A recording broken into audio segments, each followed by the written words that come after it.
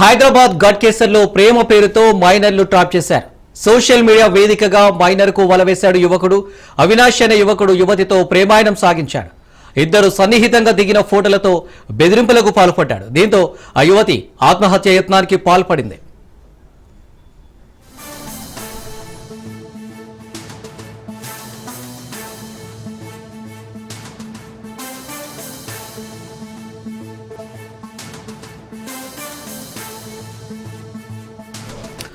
హైదరాబాద్ గడ్ కేసుల్లో ప్రేమ పేరుతో మైనర్లను ట్రాప్ చేశారు. సోషల్ మీడియా వేదికగా మైనర్కు వలవేశాడు యువకుడు. అవినాష్ అనే యువకుడు యువతితో ప్రేమాయణం సాగించాడు. ఇద్దరు సన్నిహితంగా దిగిన ఫోటోలతో బెదిరింపులకు పాల్పడ్డాడు. దీంతో ఆ యువతి ఆత్మహత్య యత్నానికి పాల్పడింది.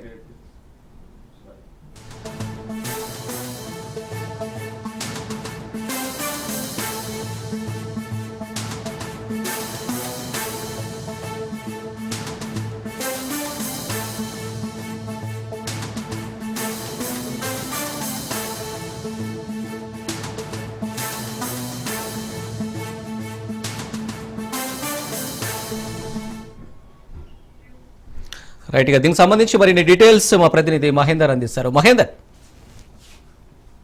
మొబైల్ ఫోన్లు, స్మార్ట్ ఫోన్లు అంటూ దాదాపు ఇన్స్టాగ్రామ్లు, ఫేస్బుక్ అంటూ దాదాపు అమ్మాయిలు ఎంతో మంది ఇప్పటివరకు అయితే నిండు జీవితాలను కోల్పోయారు. మరి అదే కోలో మరొకటి చోటు చేసుకుంది. ఇటు గట్కేసర్ పరిధిలో ఒక దారుణమైన ఘటన చోటు చేసుకుంది. ప్రేమ పేరుతో మైనర్లను ట్రాప్ చేశాడు. ఆత్మహత్యకి పాల్పడింది అబ్బాయితురాలు. మొదటగా గట్కేసర్ పోలీస్ స్టేషన్ పరిధి ఔషాపూర్ లో దారుణం చోటు చేసుకుంది.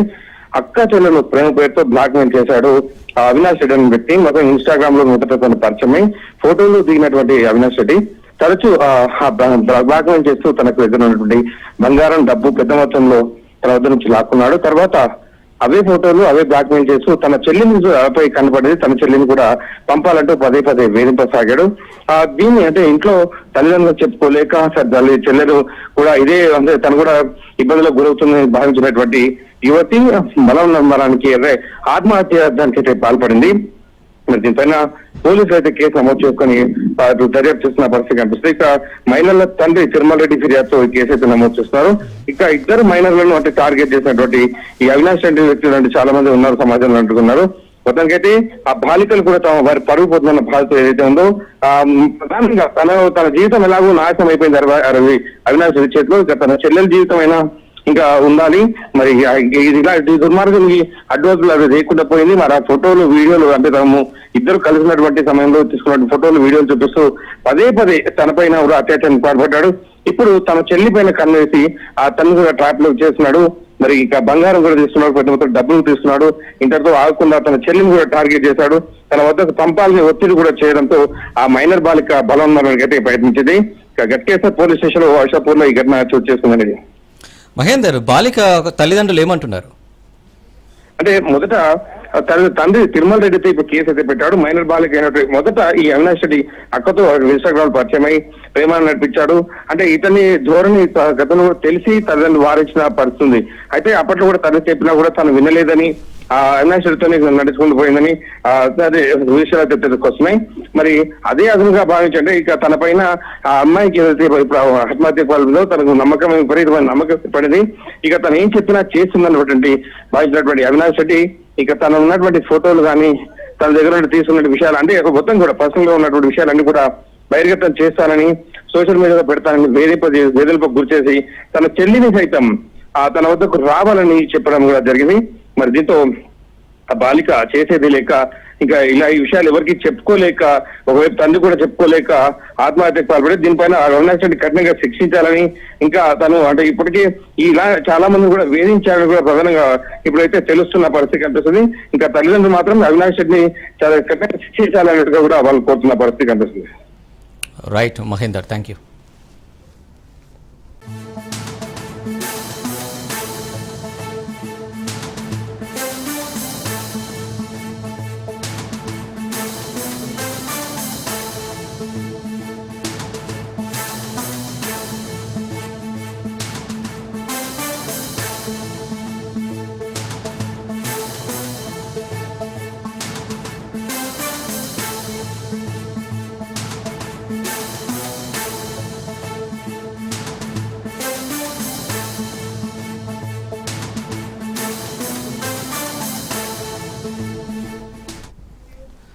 హైదరాబాద్ లో నకిలీ సర్టిఫికెట్ల దందా వ్యవహారం కలవరం రేపుతుంది. ఎస్వటి పోలీసులు 6గురిని అరెస్టు చేశారు.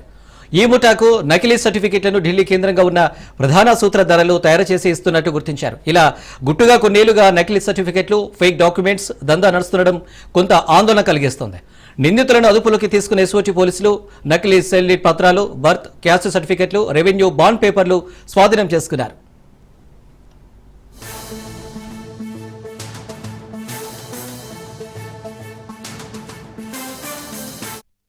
ఇంపార్టెంట్ గ్యాంగ్ బ్రేక్ త్రూ చేయడం జరిగింది పట్టుకోవడం వల్ల ఈ ఒక యాక్టివిటీని.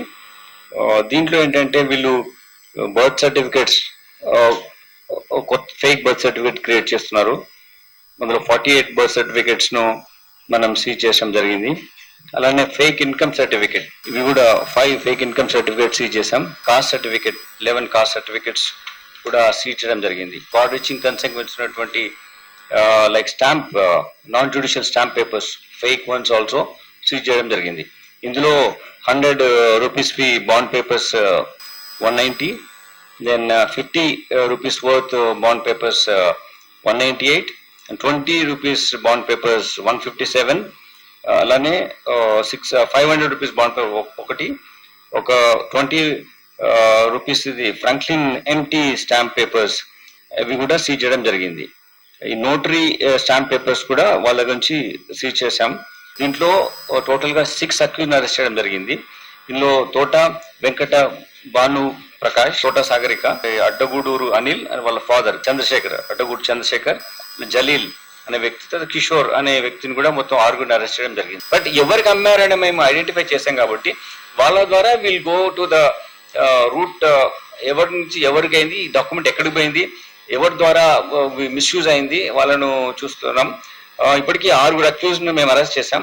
Some more accused are there, maybe ఇంకా కొత్త వాళ్ళు కూడా రావచ్చు ప్రాసెస్ ఇన్వెస్టిగేషన్ లో. సీజ్ చేసినటువంటి ఇది birth certificate, same birth certificate, ఎవరు దీన్ని ఎప్పుడు కూడా దీన్ని కాదు అని చెప్పడానికి ఛాన్స్ లేదు. అంటే కాలేజ్ అడ్మిషన్ తర్వాత కూడా ఇవన్నీ కొంచెం ఈ వెబ్సైట్ లోకి వెళ్ళి వెరిఫై చేసుకోవాలి.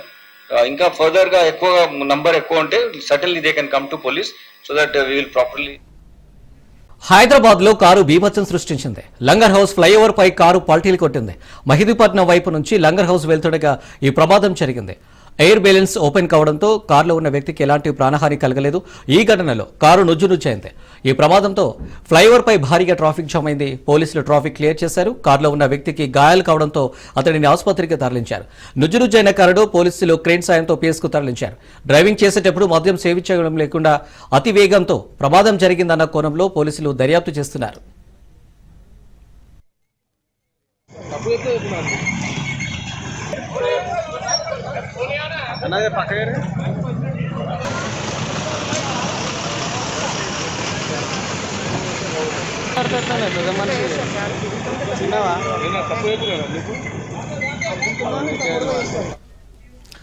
హైదరాబాద్ లో కారు బీభత్సం సృష్టించింది. లంగర్ హౌస్ ఫ్లైఓవర్ పై కారు పల్టీలు కొట్టింది. మెహదీపట్నం వైపు నుంచి లంగర్ హౌస్ వెళ్తుండగా ఈ ప్రమాదం జరిగింది.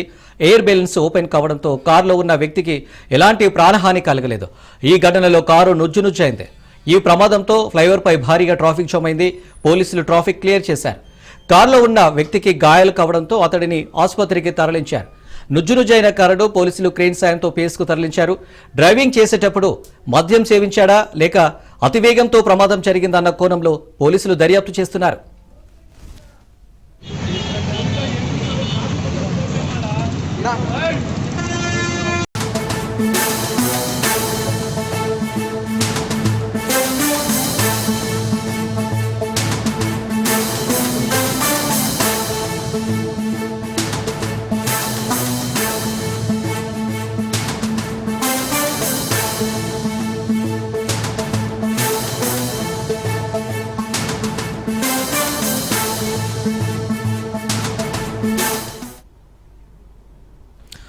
Breaking news. ఉద్యోగుల విషయంలో రేవంత్ చేసిన వ్యాఖ్యలపై మంత్రివర్గంలో విభేదాలు వచ్చాయంటూ ఏలేటి మీడియా ద్వారా ప్రశ్నించారు. మంత్రులు సీఎంకు మద్దతుగా లేరు అంటూ కూడా వర్గీకరించారు. మంత్రివర్గ విస్తరణపై ఏలేటి మహేశ్వర్ రెడ్డి హాట్ కామెంట్ చేశారు. మంత్రివర్గ విస్తరణను అడ్డుకుంటున్న సూత్రధారి, కుట్రదారుడు కేవలం రేవంత్ రెడ్డి అంటూ కూడా ఏలేటి ప్రశ్నిస్తున్నారు.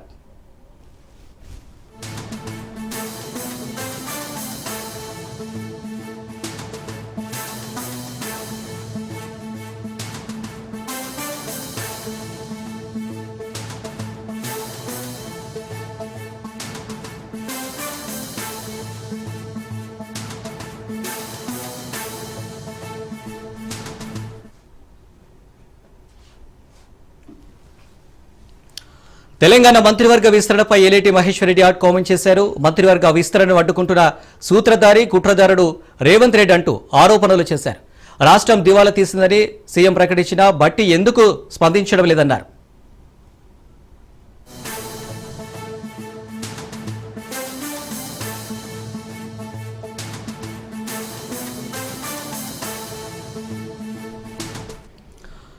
తెలంగాణ మంత్రివర్గ విస్తరణపై ఏలేటి మహేశ్వర్ రెడ్డి హాట్ కామెంట్ చేశారు.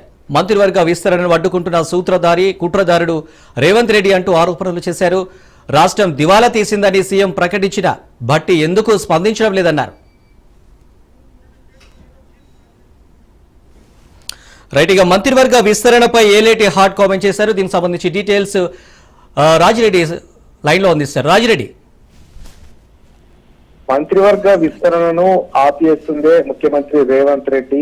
ఆ మంత్రివర్గ విస్తరణను అడ్డుకుంటున్న కుట్రధారి సూత్రధారే ముఖ్యమంత్రి రేవంత్ రెడ్డి అని బీజేపీ శాసనసభ పక్ష నేత మహేశ్వర్ రెడ్డి సంచలన కామెంట్ చేశారు. ముఖ్యంగా ముఖ్యమంత్రి రేవంత్ రెడ్డికి ఇప్పుడు కొత్తగా వచ్చే వాళ్ళు మంత్రి పదవుల్లోకి తీసుకున్న వ్యతిరేకులు ఎక్కువ ఉన్నారు, అనుకూల పర్సన్స్ కన్నా వ్యతిరేక పర్సన్స్ ఎక్కువ ఉన్నారు కాబట్టి మంత్రివర్గ విస్తరణను చేయకుండా అడ్డుకుంటున్నారని అన్నారు. అంతేకాకుండా సంచలన కామెంట్ చేశారు. అసలు రాష్ట్రంలో ఆర్థిక వ్యవస్థ మొత్తం ఎమర్జెన్సీ వ్యవస్థను విధించే అవకాశాలు ఉన్నాయి. ఆర్థిక ఎమర్జెన్సీని ప్రకటించాలని రేవంత్ చూస్తున్నాడు. అందులో భాగంగానే ఉద్యోగులకు సాలరీస్ కూడా ఇవ్వకుండా ఆర్థిక ఎమర్జెన్సీ ప్రకటించాలని భావిస్తున్నారు. అందులో భాగంగానే చీఫ్ సెక్రటరీగా రామకృష్ణ అని తీసుకున్నారు అనేది కూడా సంచలన కామెంట్ చేశారు. మొత్తానికి చూసుకున్నట్టయితే ఓ వైపు మంత్రులకు ముఖ్యమంత్రికి గ్యాప్ కంటిన్యూ అవుతుంది. ముఖ్యమంత్రికి ఎవరు సహకరించట్లేదు. ముఖ్యమంత్రి కూడా ఉద్యోగుల పట్ల చేసినటువంటి స్టేట్మెంట్ ను ఎవరు కూడా మంత్రులు జీర్ణించుకోవట్లేదు. అందుకే కేబినెట్ లో కూడా ముఖ్యమంత్రికి సపోర్ట్ గా బాసటగా మంత్రులు నిలవట్లేదు. మంత్రులకు ముఖ్యమంత్రికి గ్యాప్ ఉంది. అంతేకాకుండా మంత్రివర్గ విస్తరణ అడ్డుకోవడంలో రేవంత్ రెడ్డి చాలా చాకచక్యంగా వ్యవహరిస్తున్నారు. ముఖ్యంగా జానారెడ్డితో లేఖ రాపించింది రేవంత్ రెడ్డి. అదే విధంగా రంగారెడ్డి హైదరాబాద్ కు మంత్రి పదవులు కావాలని ఇక్కడ ఉన్నటువంటి ఎమ్మెల్యేలను రంగారెడ్డికి సంబంధించినటువంటి ఎమ్మెల్యేలను ఉసిగొల్పేది రేవంత్ రెడ్డి.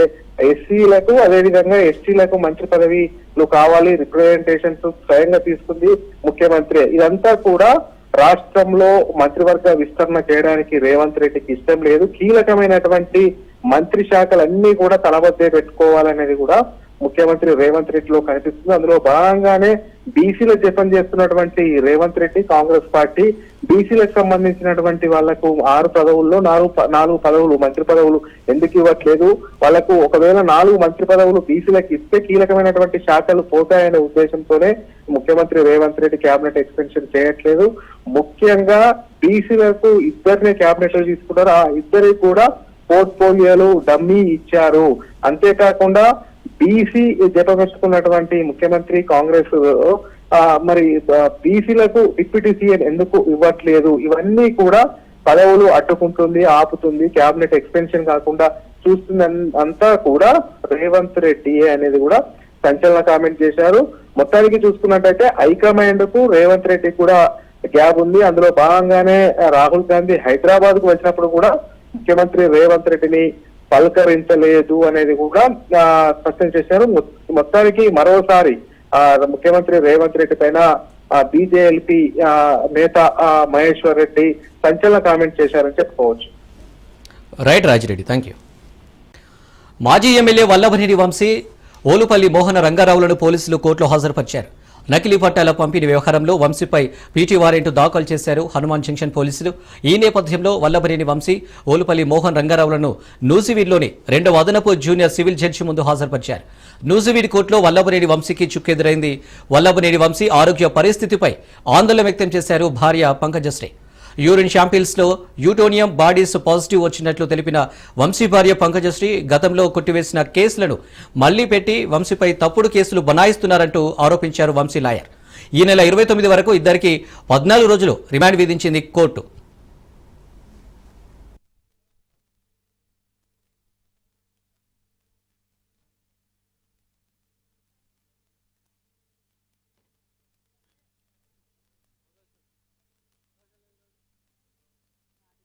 ఇప్పుడు పట్టించుకునే పరిస్థితి నేను లేనండి.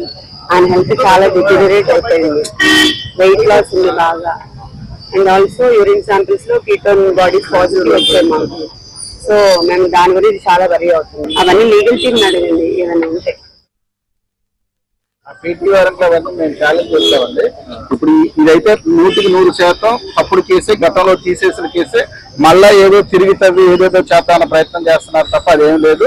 దీంట్లో కూడా సోమవారం కోర్టు వారు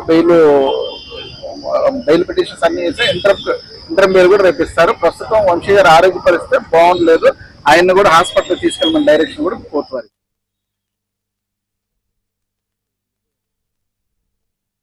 వైసీపీ చీఫ్ జగన్ పై మంత్రి రాంప్రసాద్ రెడ్డి ఆగ్రహం వ్యక్తం చేశారు. జగన్ పేద ప్రజల రక్తం తాగాడని, పేద ప్రజలను కష్టాలకు గురిచేసి అక్రమ కేసులు బనాయించిన ఘనత జగన్దేనని విమర్శించారు. రైతులు, కార్మికుల ఉసురు తగిలి ప్రభుత్వం నుంచి వైదొలిగారన్నారు. ఇప్పటికి 11 నెలలైంది రాష్ట్రంలో కూటమి ప్రభుత్వం ఏర్పాటైన తర్వాత. గౌరవనీయులు పెద్దలు, మన ఆరాధ్య పూజ్యులు ముఖ్యమంత్రి చంద్రబాబు నాయుడు గారి నేతృత్వంలో ఈ రాష్ట్రంలో సుభిక్షమైన పరిపాలన అందిస్తున్నారు. ముఖ్యంగా దానిలో భాగంగానే ఎన్నో అభివృద్ధి కార్యక్రమాలు ఈ రాష్ట్రంలో జరుగుతున్నాయి. మనం అందరం గమనించాలా, ఈ రోజు చిత్తూరు అంటే చంద్రబాబు నాయుడు గారు ఇదే ప్రాంతంలో పుట్టి ఆయన ఈ చిత్తూరు జిల్లాకు మంచి చేసే పనిలో భాగంగానే ఇలాంటి ఎన్నో మహోన్నతమైన కార్యక్రమాలు చిత్తూరు జిల్లాలో ప్రవేశపెడుతున్నారు. ఆ కార్యక్రమాలన్నిటికీ తోడ్పాటుగా ఇక్కడ యువకుడు, ఉత్సాహవంతుడైన కలెక్టర్ గారు కూడా మన జిల్లాకు ఉండడం మీ అందరి అదృష్టం. ముఖ్యంగా ఎందుకంటే కలెక్టర్ అంటే ఒక రాష్ట్రానికి, ఒక జిల్లాకు ఒక నాయకుడు లాంటి వాడు. నాయకుడు ముందు చూపుతో ముందుకు తీసుకొని వెళ్తే ప్రజలకైతేనేం, రైతులకైతేనే, మన బిడ్డలకు మంచి భవిష్యత్తు ఉంటుంది. కాబట్టి 11 నెలలుగా జిల్లాలోనైతేనే, మన పొంగునూరులోనైతేనే ఎన్నో అభివృద్ధి కార్యక్రమాలు జరుగుతూ వస్తున్నాయి. ముఖ్యంగా చాలా మంది సోదరులు ఇక్కడ ఉన్నారు. ఇప్పుడు మన బిడ్డల భవిష్యత్తు బాగుండాలంటే చదువు ముఖ్యం, అన్నిటికంటే చదువు ముఖ్యం. ఈ రోజు ప్రభుత్వాలు ఇస్తున్న పథకాలు ఒక వైపు అయితే, మన బిడ్డలకు మంచి చదువు చదివిస్తే రేపు వాళ్ళు ప్రయోజకులైన తర్వాత ఎంతో మేలు జరుగుతుంది. రాష్ట్రానికి కాదు, దేశానికి కాదు, మన కుటుంబాలకు. ముఖ్యంగా ఆ చదువుకునే భాగ్యం కల్పిస్తుంది ఒక ప్రభుత్వం. ముఖ్యంగా దానిలో భాగంగానే ఈ రోజు ఇక్కడ ఈ బిల్డింగ్. యాదాద్రి భువనగిరి జిల్లా రామకృష్ణాపురం గ్రామానికి చెందిన ఓ మహిళ రైతు అందరికీ ఆదర్శంగా నిలుస్తుంది. ఎటువంటి ఫర్టిలైజర్స్, పెస్టిసైడ్స్ వాడకుండా సహజ సిద్ధమైన ఎరువులను ఉపయోగిస్తూ వ్యవసాయ రంగంలో అద్భుతంగా రాణిస్తుంది జిట్టా జ్యోతిరెడ్డి అనే మహిళ. 6 కాలం రైతులు కష్టపడి పండించిన పంటలో ఏది వృధా కాబోదని, ప్రతి పంట నుండి అనేక రకాల మార్గాల్లో ఆదాయం పొందవచ్చని ఆమె సూచిస్తుంది. ధర తక్కువ ఉన్న సమయంలో పండించిన పంటను రైతులు అమ్ముకోవాల్సిన అవసరం లేదని, వివిధ మార్గాల ద్వారా ఆదాయాన్ని రెట్టింపు చేసుకోవచ్చని చెప్పడం మాత్రమే కాకుండా ఆచరణలో పెట్టి నిరూపిస్తుంది. వ్యవసాయ రంగంలో అద్భుతంగా రాణిస్తున్న మహిళా రైతు జిట్టా జ్యోతిరెడ్డితో మా ప్రతినిధి పుల్లారావు ఫేస్ టు ఫేస్. వ్యవసాయ రంగంలో నూతన ఒరవడిని సృష్టిస్తున్నారు జిట్టా జ్యోతిరెడ్డి. తమకు సంబంధించినటువంటి ఫామ్ ల్యాండ్లో ప్రకృతి సిద్ధమైనటువంటి పూల మొక్కలు, అదేవిధంగా పండ్ల మొక్కలు మొత్తం కూడా వ్యవసాయ రంగాన్ని మొత్తం కూడా సహసిద్ధంగా ఉండేటట్టు వాళ్ళు చేస్తూ, అంటే న్యాచురల్గా తన యొక్క వ్యవసాయ విధానాన్ని చేస్తూ ముందుకు సాగుతున్నట్టు పరిస్థితి ఉండడం జరిగింది. ఇదే సమయంలో రైతాంగానికి కావాల్సినటువంటి సలహాలు, సూచనలు కూడా చేస్తున్నారు. ఎందుకంటే రైతు అనేవారు దళాలు చేతిలో చిక్కి చాలా మోసపోతున్న పరిస్థితులు నెలకొన్నాయి. ఇలాంటి సమయంలో రైతులు తమ యొక్క పండించినటువంటి పంటలను కూడా తర్వాత, అంటే ఆ పంటకు సంబంధించి ధర లేని పక్షంలో వాళ్ళే మార్కెటింగ్ ఏ విధంగా చేసుకోవచ్చు, ఎన్ని రకాలుగా కూడా తమ యొక్క పంటను పూర్తి స్థాయిలో దాన్ని మార్కెటింగ్ చేసుకోవచ్చు అనే విషయాన్ని కూడా వాళ్ళు రైతాంగానికి కూడా చెప్తున్న పరిస్థితి అయితే ఉండడం జరిగింది. ప్రస్తుతం మనతో జ్యోతిరెడ్డి ఉన్నారు. మేడం చెప్పండి, యాక్చువల్గా న్యాచురల్తో ఈ విధంగా వ్యవసాయం చేయాలన్న ఆలోచన మొదట ఎందుకు వచ్చింది మీకు? మేము 16 సంవత్సరాల క్రింద వ్యవసాయం స్టార్ట్ చేసినప్పుడు జిట్టా బాలరెడ్డి గారు ఇంట్రెస్ట్ అండి. యాక్చువల్గా మా హస్బెండ్ ఆయన వ్యవసాయం చేద్దామని అంటే ఒక రకంగా భయమే అయింది. వ్యవసాయం చేయడం ఏంది, ఇప్పుడు ఎవరు చూసినా కూడా వ్యవసాయంలో రైతులందరూ ఆత్మహత్యలు చేసుకుంటున్నారు అట్లా అంటున్నప్పుడు, అంటే ఫస్ట్ నుంచి కూడా వ్యవసాయంలోనే ఉన్నారు అని అనుకోవడానికి లేదు. మనం చదువుకున్న చదువులు వేరు, చేస్తున్న ప్రొఫెషన్ వేరు, అట్లాంటిది అన్ని వదిలిపెట్టేసుకొని వ్యవసాయంలోకి రావడం ఎట్లా అనేది ఒకటైతే, వచ్చిన వ్యవసాయంలో నిలబడతామా లేదా అనేది కూడా బాగా భయం అయింది ఒక రకంగా చెప్పాలంటే. ఆ తర్వాత మనలాంటి వాళ్ళే, అంటే కొంత సమాజం మీద అవగాహన ఉన్నటువంటి వాళ్ళే వెనక్కి అడుగేస్తే రైతులు ఎట్లా ముందుకెళ్తారు, తర్వాత ఒక రైతు ఎవరైతే ఉన్నారో ఆయన తర్వాత తరం ఎవరు కూడా వ్యవసాయంలోకి వచ్చేటటువంటి పరిస్థితి ప్రస్తుత కాలంలో లేదు. అటువంటి అప్పుడు వ్యవసాయాన్ని నిలబెట్టాలి. సమాజంలో ఏ ప్రొఫెషన్స్ నిలబడాలన్నా, ఏ రంగాలు ముందుకెళ్లాలన్నా అవసరమైంది ఆహారమే. అట్లాంటి ఆహారాన్ని ఉత్పత్తి చేసేటటువంటి రైతే కనుక సమాజంలో లేకుంటే నెక్స్ట్ అనేది అటువంటి అప్పుడు మనమే అంటే సరే ఓడిపోకూడదు, గెలవడం ఎట్లా అనేది కానీ మనం చూపించాలి కదా అనే ఉద్దేశం మీద మనం వ్యవసాయం స్టార్ట్ చేసామండి. స్టార్ట్ చేసినప్పుడు మొదట్లోనైతే కేవలం వరి ఒకటే మొదలు పెట్టుంటుమి. వరి తర్వాత కూరగాయలకు వెళ్ళినాము. కూరగాయల తర్వాత నుంచి బాలరెడ్డి గారికి ప్లాంట్ కలెక్షన్ హాబీ. ఆ ప్లాంట్ కలెక్షన్ లో భాగంగా ఆయన మెల్లమెల్లగా రకరకాల మొక్కలు కలెక్ట్ చేస్తూ ఉంటే కొంతమంది మిత్రులు మాకు కూడా కావాలని అడగడం మొదలు పెట్టిండ్రు. అట్లా ఒక 8 ఏళ్ల కింద నర్సరీ రంగంలో కూడా అడుగు పెట్టాం అనమాట. ఇప్పుడు మనం ఇక్కడ అమయ్య కృషి వికాస కేంద్రం మన సంస్థ ద్వారా ఆర్గానిక్ ఫార్మింగ్ అని కూడా అనలేము, న్యాచురల్ ఫార్మింగ్ చేస్తూ దాంట్లో ఇంటిగ్రేటెడ్ ఫార్మింగ్ మెథడ్స్ అంటే మన పూర్వీకులు వ్యవసాయం చేసినటువంటి పద్ధతులలో అంటే పాలు, పాడి, పంట అంటే పాడి ఉంటే పంటకి ఇబ్బంది ఉండదు. ఈ రెండు కూడా సర్కిల్ అనమాట. ఇది దానికి అది దీనికి సపోర్ట్ చేస్తూ ఉంటది. అట్లా ఉండాలనే ఉద్దేశం మీద ఇంటిగ్రేటెడ్ ఫార్మింగ్ మనం మొదలు పెట్టినాము. పండించిన పంట అనేది ఎప్పుడు కూడా వేస్ట్ కాదు. సో వేస్ట్ అనేది పంటలో అయితే ఉండదు. ఆ యొక్క పంటను ఎన్నో రకాలుగా కూడా మనం వాడుకోవచ్చు. దాని ద్వారా రైతు అనేవాడు లాభస్థాయిలో ఉంటారు కానీ నష్టాల్లో ఊబిలో చిక్కుకోవడం అని చెప్తున్నారు. సో అది ఏ విధంగా చేయొచ్చు? మేము ఇప్పుడు వాల్యూ యాడెడ్ ప్రొడక్ట్స్ లోకి వెళ్ళినామని చెప్పినాం కండి. కరోనా టైంలో మాకు దగ్గర 7-8 బాక్స్ల టమాటా వచ్చేదండి. టమాటా తీసుకొని మార్కెట్లోకి వెళ్తే వాళ్ళు ఏమనే వాళ్ళంటే మిగతా వాళ్ళకైతే 40 రూపాయలు ట్రేకి ఇస్తాము అంటే 25 కిలోల టమాటా, 20 కిలోల టమాటా. మీరు ఆర్గానిక్ కాబట్టి మీరు మంచిగా పండిస్తారు, క్వాలిటీ బాగుంటుంది, టేస్ట్ బాగుంటుంది కాబట్టి 60 రూపాయలు ఇస్తానేవాడు అనమాట. అంటే మెహర్బానీ చేస్తున్నట్టు మన మీద. అట్లాంటప్పుడు నేను పండించిన పంటకు నువ్వేంది నాకు మెహర్బానీ చేసేది, మాకు గొర్రెలు మేకలు కూడా ఉన్నాయి, అప్పుడు ఆవులు ఉన్నాయి, తీసుకెళ్లి మేము పోసుకుంటే అయిపోతుంది కదా అనే ఉద్దేశం మీద మళ్ళీ రిటర్న్ తీసుకొచ్చిన తర్వాత ఇంత కష్టపడి పని చేసిన తర్వాత మనకు పంట చేతికి వచ్చే వరకు నెలల టైం పడుతుంది. విసుగు విరామము పండుగలు పబ్బాలు లేకుండా పనిచేసేది రైతు ఒకడే. మళ్ళీ సింగిల్ పేమెంట్ మీద హోల్ ఫ్యామిలీ పనిచేయాల్సి వస్తుంది. అంటే ఒకటే పంటకు వచ్చే లాభం ఒకటే, కానీ ఆయన భార్య, ఆయన పిల్లలు, తల్లిదండ్రులు, ఇంకెవరు వీళ్ళు కాక మళ్ళీ కూలోళ్ళు ఇంతమంది పనిచేయాల్సి వస్తుంది. అటువంటి అప్పుడు ఎంతమంది శ్రమను మనము క్యాలిక్యులేట్ చేయగలుగుతాము? అటువంటి అప్పుడు దాన్ని మనం ఎందుకు వృధా చేయాలనే ఉద్దేశం మీద టమాటానంతా కట్ చేసి ఎండబెట్టేసినాం. మేము ఎండబెట్టేస్తే 800 రూపీస్ వరకు మాకు పోయిందండి. ఆ తర్వాత దాన్ని పౌడర్ చేసినాము. ఇప్పుడు దాంట్లోనే మేము సెర్చ్ చేస్తున్నాం ఏంటంటే ఇన్స్టెంట్ టమాటా రసం పౌడర్. అంటే మనం వాటర్ కాగబెట్టుకొని ఈ పౌడర్ వేసేసి మరగబెట్టేస్తే టమాటా రసం అయిపోతుంది. అది వంట రాని వాళ్ళు స్టవ్ అంటించడం వచ్చిన వాళ్ళు ఎవరైనా చేసుకోవచ్చు. అట్లా అని డిఫరెంట్ ఎక్స్పెరిమెంట్స్ చేస్తా ఉన్నాము. రైతు తను పండించినటువంటి పంటను ఎప్పుడైనా ఏ విధంగా సరే దాన్ని యూటిలైజ్ చేసుకోవడానికి అవకాశం ఉంటుంది. ఒకవేళ రైతాంగానికి ఈ విషయాలు తెలియనట్లయితే మాత్రము తాము చెప్పడానికి వారికి కావాల్సిన సూచనలు కానీ సలహాలు ఇవ్వడానికి మేము సిద్ధంగా ఉండడం జరుగుతుంది. ప్రజెంట్గా చూస్తే తమకున్నటువంటి ఈ యొక్క వ్యవసాయ క్షేత్రానికి సంబంధించేసి మేము వివిధ రకాలైనటువంటి పండ్ల మొక్కలు నాటడం జరిగింది. ఆ యొక్క పండ్ల మొక్కలు కూడా పూర్తి స్థాయిగా సహసిద్ధమైనటువంటి ఎరువులను వినియోగిస్తున్నాము. సో న్యాచురల్గా ఈ విధమైనటువంటి పంటలు పండిస్తున్నాం కాబట్టి వీటికి మార్కెట్లో కూడా కావాల్సినటువంటి మద్దతు ధర లభిస్తుంది. అదేవిధంగా పండించినటువంటి ప్రతి పంటను కూడా ఒకవేళ మార్కెట్లో రేటు లేని పక్షంలో దాన్ని ఎన్ని రకాలుగా వాడుకోవచ్చో, అంటే ఎన్ని విధాలుగా వాడుకొని లాభాలు పొందొచ్చో, సో ఆ విధమైన పద్ధతిని మేము అనుసరిస్తూ ఉంటున్నామని చెప్పేసి కూడా జ్యోతిరెడ్డి చెప్తున్న పరిస్థితి ఉండడం జరిగింది.